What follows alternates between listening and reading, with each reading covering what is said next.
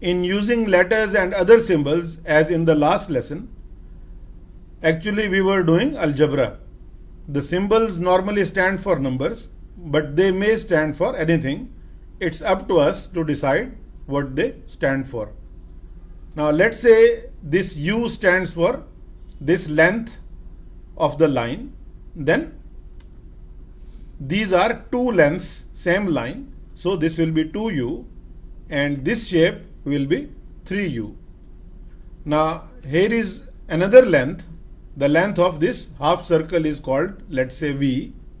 Then this length will be 2V, two half circles, and then this shape will be 3V.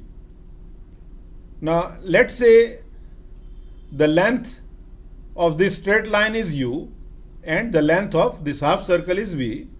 Then the total length of this shape will be U plus V, and the length of all the lines in this shape will be 4U plus 2V.